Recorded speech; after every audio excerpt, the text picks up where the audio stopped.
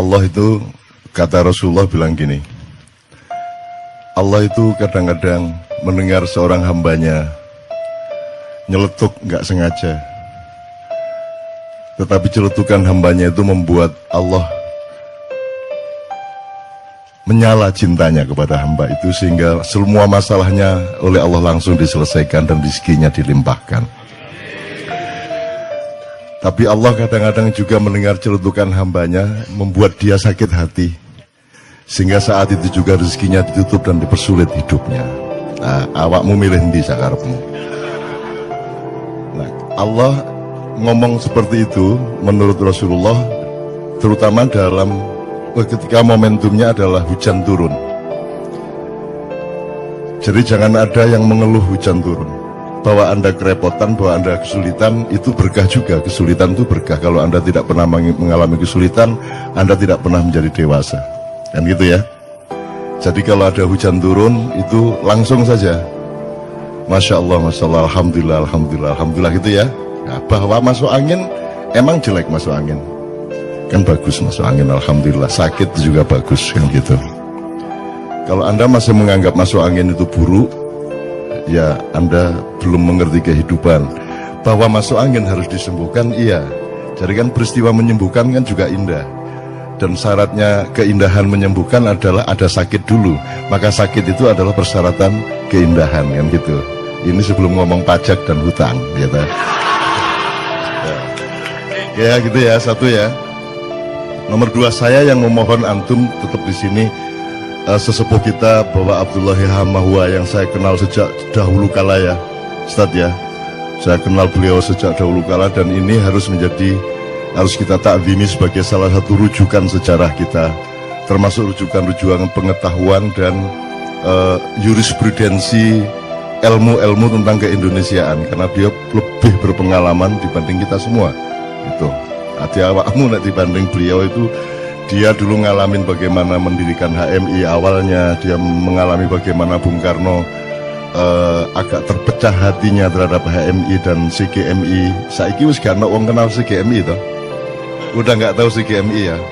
Ya gimana sih, itu musuh utamanya dulu adalah CGMI dan GMNI separuh gitu ya, dan seterusnya. Tapi tidak usah saya ceritakan karena Anda sudah lelah bermusuhan dengan macam-macam, sehingga tidak usah saya ceritain bermusuhan. Nomor dua, dari sekali lagi soal mengeluh tadi, tidak ada gunanya mengeluh itu. Yang ada bersyukur saja, meskipun belum masuk akal. Jangan khawatir, nanti Anda akan ketemu bahwa dia rasional, bahwa bersyukur itu rasional. Jadi tidak usah faham dulu baru bersyukur, bersyukur saja dulu supaya Anda faham. Jadi ini logika-logika yang dia keluhkan tadi itu tidak akan tercapai karena kalau tidak ada manusia Indonesia baru yang mencoba memperbaiki kembali logikanya. Jadi alhamdulillah Ma'iyah ini, saya sudah melihat bulan-bulan terakhir ini yang disebut qaumun akhir. Jadi Allah tidak perlu menghancurkan bangsa Indonesia untuk kemudian dikasih kaum yang baru, umat yang baru untuk membangunnya. Di tengah kehancuran ini juga sudah lahir manusia baru seperti Anda, seperti Arek Gendeng Malang Budi Setiawan iku mangsa piturute, itu manusia baru, itu hibrida baru Indonesia. Dan selama masih hibrida gendeng yang mengurusi itu, Anda juga tidak usah mengeluh. Wis mesti wong gendeng wis mesti ngono iku, katika apa meneh. Tapi kan ada Anda, ada dia, ada teman-teman semua, dan ada kita. Usiamu kan masih 20, 30, 40 paling ya. Jadi kita punya harapan besar, dan ini jumlah kayak Anda ini ada di mana-mana, di Purwokerto, Banyumas, Purbalingga, Ngawi, Madiun, Ponorogo, lahir manusia baru Indonesia. Jadi Allah tidak perlu menghancurkan bangsa Indonesia. Allah di tengah kehancuran ini langsung melahirkan qaumun akhir, Indonesia yang berbeda, Indonesia yang baru. Dan itu sudah terjadi. Itu loh. Bahwa nanti berhasilnya itu bertahap. Mungkin Anda sudah umur 50 baru kelihatan. Saya mungkin anak saya, cucu saya dan seterusnya baru berhasil betul. Loh, ini kan komplikasi penyakitnya luar biasa. Dan Anda tadi itu digaram-garami sama Anda sehingga anak Malang itu tidak tahan. Wis loro dikei lombok meneh. Wis seru aku iki nek gendeng wis seru. Kan gitu ceritane kan ya, sehingga si siapa tuh Doni Setiawan tadi kan wis seru aku nek gendeng, kok jadi peliak-peliak kan gitu kan. Oke, one itu first. The second, Saya seneng ini, siapa tadi menyanyi Ruth Sahanaya tadi, siapa? Tia, dan siapapun. Kenapa di KJ ini semua boleh tampil, nggak ada syarat. Setan pun tampil boleh. Karena kalau dia berbuat buruk di sini, dia akan mengalami kebakaran di dalam hati, jiwa, dan pikirannya, mungkin juga hidupnya. Barang siapa berbuat jahat di sini, barang siapa punya hati jahat di sini, Anda tunggu. Tidak usah lama-lama, Anda tunggu saja. Jadi semua yang di sini ini, Ustadz Himamah, ini mereka orang-orang insya Allah tulus. Mereka semua ikhlas untuk Indonesia. Tidak ada orang mau jauh-jauh, apalagi di Jakarta yang bukan kota ini, tapi hutan rimba ini, enggak jelas ini. Mau datang-datang jauh-jauh ke sini tanpa pamrih, tidak mencari uang, tidak mencari apa-apa, kecuali mencintai Indonesia.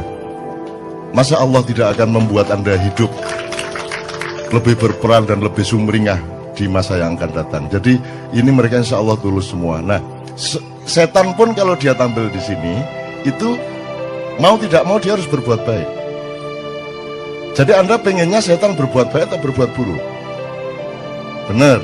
Karena Anda maunya setan itu buruk toh. Ya toh? Dan Anda sudah klaim dengan stigma setan itu buruk. Lah itu kan salah Anda ngomong gitu itu. Setannya mengeluh sama saya. Saya ini disuruh Allah ini saya jadi setan ini. Saya ini cuman taat. Saya tidak punya kemungkinan lain. Sama dengan malaikat, tidak punya kemungkinan lain. Manusia dan jin punya kemungkinan. Faman syaa falyu'min, faman syaa falyakfur. Kalau kamu mau percaya, percaya. Kalau mau khianat, khianat. Kalau kamu mau baik, baiklah. Kalau mau buruk, buruklah, dengan resiko masing-masing. Kita punya demokrasi dari Allah. Setan tidak punya. Lebih beruntung mana Anda apa setan? Kan lebih beruntung Anda. Makanya saya itu tidak tega sama setan. Kalau sholat, kalau saya kebetulan jadi imam, saya tidak ngomong, ayo softnya dirapatkan supaya tidak diisi setan. Saya tidak tega.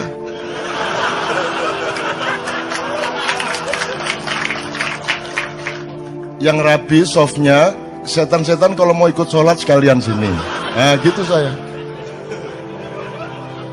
Saya tanya, apakah ada makhluk di muka bumi ini yang tidak kembali ke Allah? Jadi bagaimana mungkin saya mendoakan siapapun dan mengharapkan siapapun untuk tidak kembali ke Allah? Kemudian Anda dibiaskan oleh Allah sendiri supaya Anda diuji fokus sama Allah apa tidak dengan dikasih idiom neraka dan surga. Terus Anda semua itu pokoknya enggak pakai mikir, pengen ke surga semua. Saya kasih tahu, surga itu sepi banget. Anda ke sana nanti kesepian. Nanti dilang bentino. Isinya cuman siapa? Paling Hizbut Tahrir, MTA,